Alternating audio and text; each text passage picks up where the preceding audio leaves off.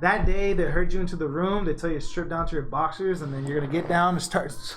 Walking down in a line in a very awkward position, and then after that,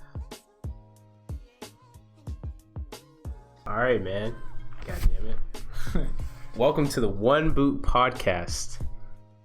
My name is Brendan Delgado, and I'm Adrian Vasquez, and we are the One Boot Podcast. Today's going to be kind of a new series for us. We're going to be kind of getting into our experiences so far in the military, since we're both in the United States Army, as you see right here. This little thing right here. Shout out to all the other branches. We appreciate your guys' service, no matter what you do inside of the Coast Guard, Air Force, Marine Corps, Navy. Even if you're a contractor or anything associated with the military, your appreciation is greatly noted. Like it's all one team, one fight. You know what I mean? And then today we're going to be pretty much going over our experiences in the Army so far. So starting from, coming from MEPS all the way to where we're at now. So it's going to be kind of a weekly step-by-step episode. Survival guide, I guess. So we can but today we're going to be going into our experiences at MEPS.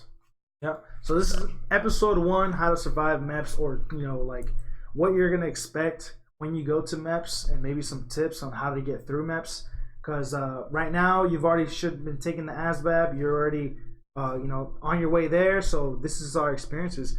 So one thing that I remember going to MEPS was literally the drive to MEPS as my recruiter was taking me there.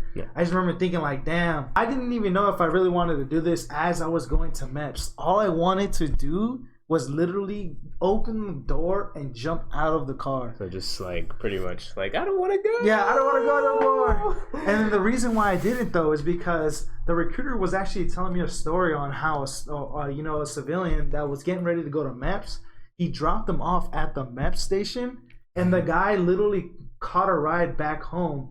And later on, he found out that he never even went through the MEPS. So he gave him a call. He's like, nah, like.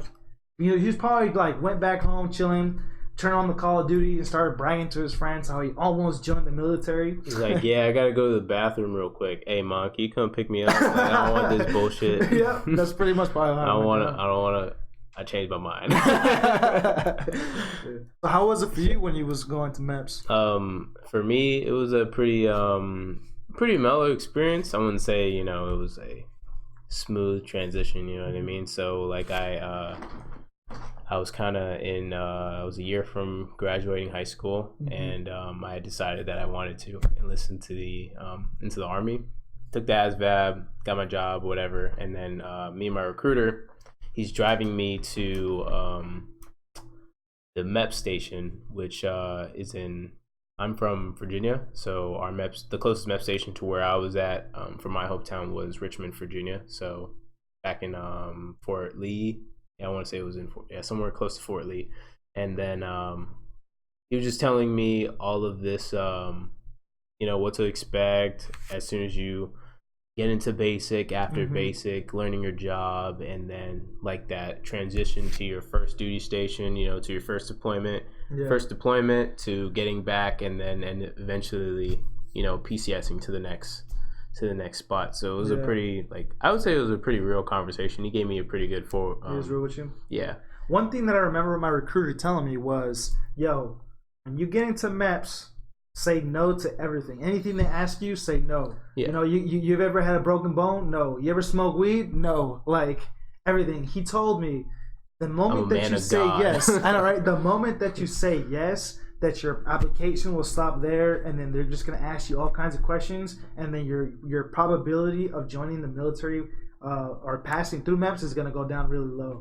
So one thing that I would like to say about that is that right now there's a lot of waivers to join the military. So even if you're straight up, it might delay the process, but they'll still be able to get you in unless you have some sort of like crazy fucking like disease or there's something completely wrong with you, But I took that advice. Like, they asked me, you ever smoke weed?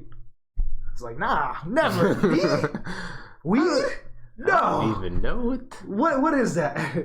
Marijuana. You're talking about marijuana. I used to the marijuanas, the devil's lettuce. What? No, but yeah. So I honestly I followed that little tip that he gave me, and I mean, I just said no to everything because I just wanted to hurry up and get to it. Once the fact that I just made the decision, I was still nervous, but I just said no to everything, and then next thing you know, I was shipping out that next day. But yeah.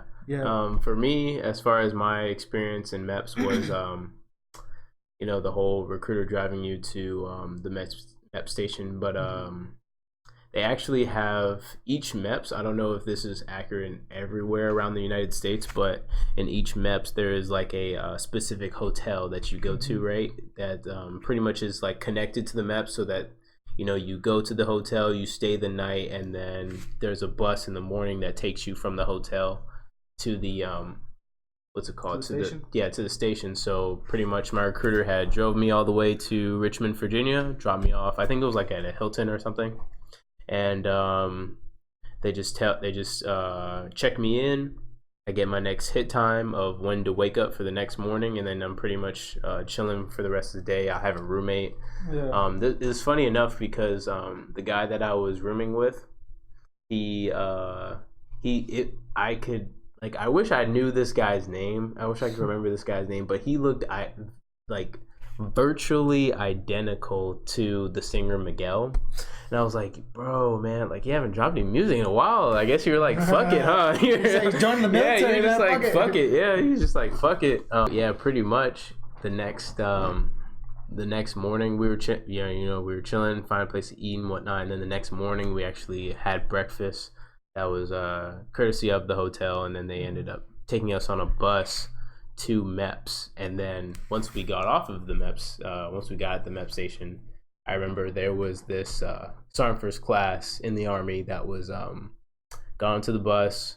He asked us to all get out, and we were all to be separated by each branch. So if you were going to the Army, you were going to be in the group of the Army starting at wherever, and then if you're Navy, Marine Corps, Air Force, Coast Guard, you would go in a different direction starting at MEPS. So do you remember what was the process as soon as you stepped into the station? What was the first thing that you did? Yeah, so the first thing that I pretty much remember was doing kind of like the medical procedures. So like they'll do stuff kind of like they'll test your hearing, your vision first, your vision, hearing, and there was a specific point where I'm pretty sure everybody in the military remembers when they first joined of doing the duck walk. Yeah.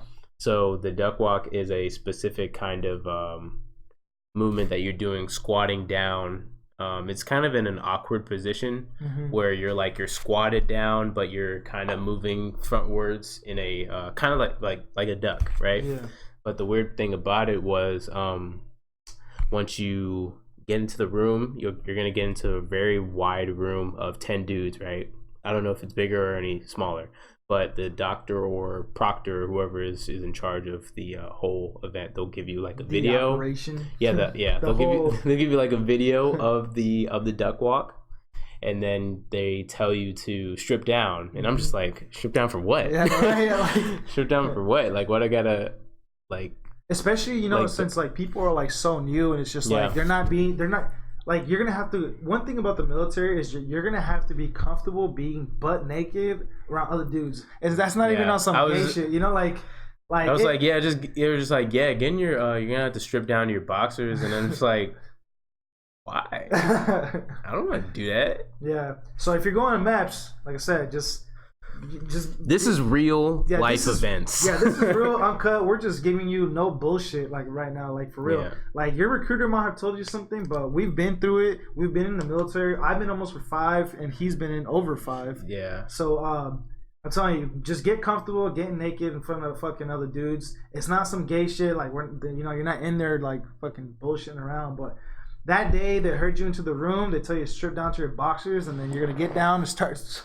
Walking down in a line in a very awkward position. And then after that, as far as my experiences go, so we do the hearing, vision, duck walk, and then they get the doctor and they give you a somewhat of a physical.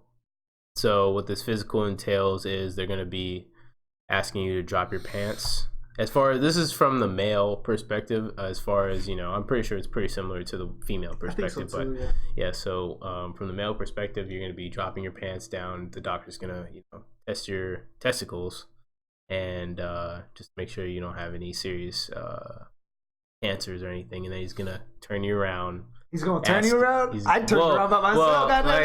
You know what I mean? You know what I mean? But he's gonna ask you to turn around, and you're gonna have to bend down, and he's gonna have to. And he tells you to spread your butt cheeks. He's gonna, you're gonna do that for. You're spreading your butt for freedom. Yeah, I remember that day literally just because of that right there. But mine was a little bit different. So once I went through the room to get my balls and my butt checked. I remember that day there must have been some internship people because there was about 5 different dudes. So it was the main doctor, his assistant, doctor, whatever you want to call him, and then 5 different guys that literally watched as this doctor fondled my nuts. And on top of that, fondled? Yeah, this dude was like, he fondled? This dude grabbed my nuts, told me to fucking cough. He was just like, flipping them up and down. And then on top of that, that's when he told me to turn around. So I turned around. He said, you're going to have to bend over, spread them butt cheeks. So I was like, what the fuck? You said that verbatim? Yeah, for real. He said, turn around, spread them. That dude He said, turn around, spread them butt cheeks. He need to get his license revoked. Well, yeah, man, that's one thing that I'm always going to remember. I ain't going to lie. Spreading butt cheeks for freedom. Yeah, for your This is the freedom. things that you're going to have to do for your country. Yeah. Yeah, and I think right after that portion was the urinalysis. Yeah. I think that's what it was as far as, when I was going through MEPS. Another thing, like I said, so you're just going to have to be comfortable taking, just being with other dudes, for real. So when you go through urinalysis, it's a wall, and thinking it's in the bathroom. There's about 5 urinals. They're all next to each other. There's no dividers. So they got 5 people at a time that go up and they piss in a cup.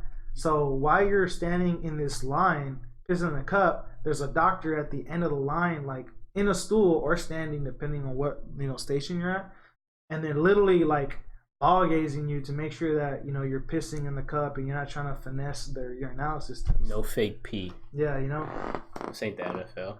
Yeah.